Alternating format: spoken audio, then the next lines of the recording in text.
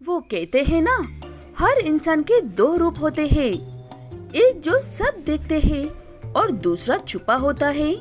कोई अपना अच्छा चेहरा छुपा कर रखता है तो कोई बुरा चेहरा। मनोज की तरह। मनोज एक समोसे वाला है और उसकी समोसा उसके और आसपास के सभी गांव में मशहूर है। कहीं कोई दावत हो या कुछ भी हो, लोगों को बस मनोज के समोसे खाने का बहाना चाहिए। पता नहीं आपके समोसे में ऐसा कौन सा जादू है मनोज भाई। अगर एक दिन भी तुम्हारा दुकान का समोसा नहीं खाया तो जुबान का स्वाद ही बिगड़ जाता है। अपने ग्राहकों से ऐसी बातें सुनकर मनोज मन ही मन में इतना खुश होता है कि कोई भी उसकी खुशी का अंदाजा नहीं लगा सकते हैं। मुझे आप लोगों की यही बातें तो अच्छी लगती है भीम। ये लो मेरी तरफ से एक समोसा। मनोज एक घटिया इंसान है जो अपने समोसा बनाने से पहले गूंदे हुए आटे को अपने इस्तेमाल किए हुए कच्चे में डालकर अच्छे से मसलता है। उसके बाद तेल में डालकर समोसे बनाता है।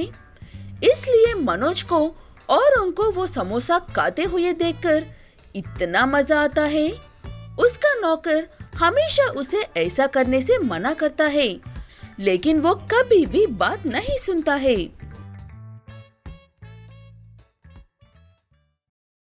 मालिक, ये देख देख कर अब मेरी तबीयत खराब होने लगी है। मैं रात को चैन से सो नहीं पा रहा हूँ। अब इतना सब करने के बाद भी हमेशा इतने खुश कैसे रहते हो? ये बहुत गलत है। मुझे अच्छा लगता है उन मूर्खों को मेरे उन समोसों को खाते हुए देखकर। अगर चाहो तो तुम भी एक खा सकते हो, वो भी फ्री में। ऐसा बेशर्म है मनोज, और वो अपना ये काम बड़ी सफाई से करता है, सबके सामने अच्छा बना रहने के लिए। लेकिन उसके नौकर रामू से वो सब बर्दाश्त नहीं होता है, इसलिए वो लोगों को सच बताने के लिए सामने आता है, लेकिन कोई भी उसकी बात का विश्वास नहीं करते हैं। लगता है तुम्हें इस महीने का तनख्वाह देर से मिली है, इसीलिए ऐसे बातें कर रहे हो। क्या सच में कच्चा? हद होती है रामू झूठ बोलने को भी। लगता है ये खुद की दुकान खोलना चाहता है, इसीलिए ऐसे बातें कर रहा है। इससे बातें करते रहेंगे तो वहाँ पर समोसा खत्म हो जाएंगे। चलो चलो। ऐसे कहते हुए सब रामू की बात पर जरा सा भी विश्वास किए बिना मनोज की दुकान की ओर भागते हैं। समोसे खत्म हो गए तो अगले दिन तक इंतजार करना पड़ेगा। ये सोचकर रामू बेचारा भी ये लोग नहीं सुधरेंगे कहकर वहाँ से चला जाता है और बात को भूलने की कोशिश करता है। लेकिन लोग मनोज से ऐसे कहते हैं कि रामू उस बात को भूल नहीं पाता है। मनोज भैया, हम सच कह रहे हैं। आपने एक सांप को नौकरी पर रखा है। वो आपके पीठ पीछे कैसे बातें करता है, सुनोगे तो हैरान हो जाओगे। ये सच कह रहा है मनोज भैया। वो कह रहा है कि आप समोसे कच्चे में डालकर बनाते हो। कोई बेवकूफ ऐसा घटिया काम करना तो दूर की बात है, सोच भी नहीं सकता है। आने दो उसे आज। इस महीने का तनख्वाह रोक दूंगा तो अकल टिकाने लग जाएगी। ऐसे कहते हुए मनोज दुकान बंद होने के बाद रामू को बुलाकर चेतावनी देता है कि अगली बार ऐसा कुछ भी किया तो वो उसे उसके परिवार समेत गायब कर देगा। इसके बाद अब तक लोगों के भले के लिए मनोज की सच्चाई बताने की कोशिश कर रहा रामू अब खुद को और अपने परिवार को उस बेशर्म समोसे वाले से बचाने के लिए मनोज की उस घटिया हरकतों को अपने फोन के कैमरा में रिकॉर्ड करके सबको भेजता है। इसका मतलब रामू ठीक कहता था। मुझे सोचकर ही उल्टी आ रही है। लगता है मैं मरने वाला हूँ। बचाओ मुझे। ची। सिर्फ छी ची करते रहोगे या मेरे साथ चलकर उसे सबक सिखाओगे? ऐसे कहते हुए सब मिलकर जाकर मनोज को इतना पीटते हैं कि वो गांव छोड़कर बहुत दूर भाग जाता है, जहां पर उसे कोई नहीं पहचानता है। उसके बाद कुछ लोगों की तबीयत मनोज की हरकत के बारे में सोचकर ही खराब होने लगती है और वो दोबारा किसी पर भी भरोसा नहीं करते हैं। तुम सब यहीं पर रुको बेटा, मैं जाकर पिताजी को समझाकर लेकर आती हूँ। आप जल्दी से पिताजी को लेकर आओ माँ, तब तक मैं और चिंकी बहनों का ख्याल रखेंगे। कच्चा मकान होने की वजह से उनके घर की छत टूटकर गिर रही थी, इसलिए माँ ने अपनी बेटियों को गायों के तबेले में सुरक्षित रख दिया है।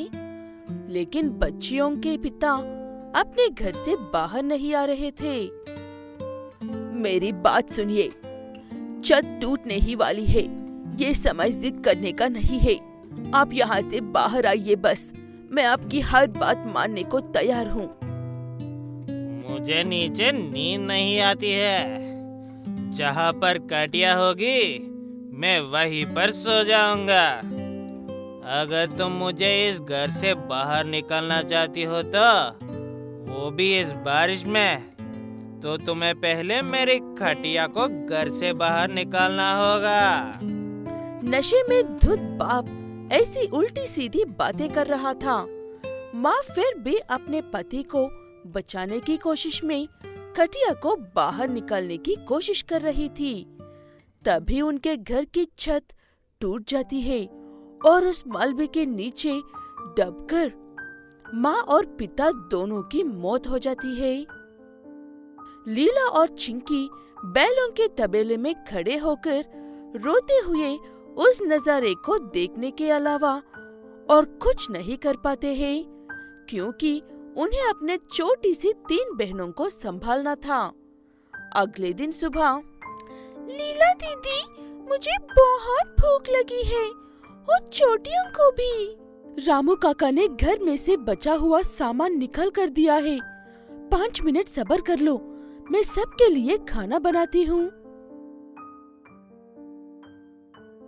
ऐसे कहते हुए लीला आसपास सूखी लकड़ियाँ इकट्ठा करके आग लगाकर अपनी बहनों के लिए खाने को कुछ बना कर देती है। ऐसे बचे हुए सामान से 2 दिन तक गुजारा होता है।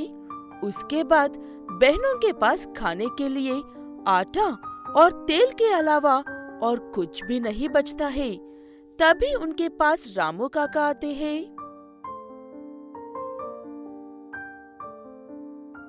कैसे हो बच्चों? ये मैं तुम्हारे लिए थोड़ा सा दूध लेकर आया हूँ। छोटी बहनों को पिला देना। और लीला बेटा, मुझे माफ कर देना, मैं तुम में से किसी को भी माँ बाप के अंतिम संस्कार में नहीं ले जा पाया। आपने जो किया हमारे भले के लिए किया काका। आप नहीं होते तो पता नहीं माँ और पिताजी कब तक उस टूटी हुई छत के नीचे दबे हुए रहते हैं। ऐसे कुछ देर बातें करने के बाद रामू काका अपने घर चले जाते हैं। लीला वो दूध गर्म करके अपनी बहनों को देती है और बचे हुए दूध से दूध के समोसे बनाती है। समोसे बहुत स्वादिष्ट थे, इसलिए सभी बहनें बहुत खुश होकर खाते हैं। लेकिन लीला अपने हिस्सा का समोसा बिना खाए ही रख देती है, ये सोचकर कि अगर किसी बहन को भूख लग गई तो वो समोसा खा लेंगे। लेकिन तभी वहाँ पर एक छोटा बच्चा आता है।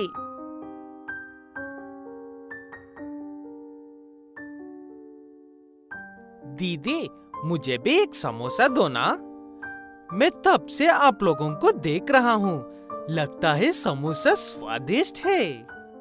ये लो, ये आखिरी समोसा है, खा लो और जाओ अपने घर। वो बच्चा समोसा लेकर अपने घर जाता है। उस बच्चे के माँ बाप उनके बेटे किसी अनजान से खाने की चीज लेकर आया है कहकर समोसा खाकर देखते हैं। उन्हें उसका स्वाद इतना पसंद आता है कि अपने बेटे को लेकर वो लीला के पास आते हैं। तुमने सच में कमाल के समोसा बनाए हैं बेटा। मैं भी एक बहुत बड़ी मिठाई की दुकान वाला हूँ, लेकिन आज से पहले ऐसा कुछ भी नहीं खाया है। अगर तुम कहो तो मैं तुम्हें ढेर सारे काम दे सकता हूँ। वो बात सुनकर लीला बहुत खुश होती है और काम करने को मान जाती है। लीला उसे दूध के समोसा बनाकर देने के काम करती है और चिंकी अपनी छोटी बहनों को संभालती है। ऐसे कुछ वक्त गुजर जाता है। लीला और चिंकी कमाई हुए पैसों से अपना घर ठीक कर लेते हैं और उस मिठाई वाले को समोसा बेचते हुए खुद की भी एक दुकान खोल लेते हैं। ऐसे धीरे धीरे एक एक कदम आगे बढ़ाते हुए पांचों बहनें दूध के समोसे वालों के नाम से बहुत मशहूर हो जाते हैं।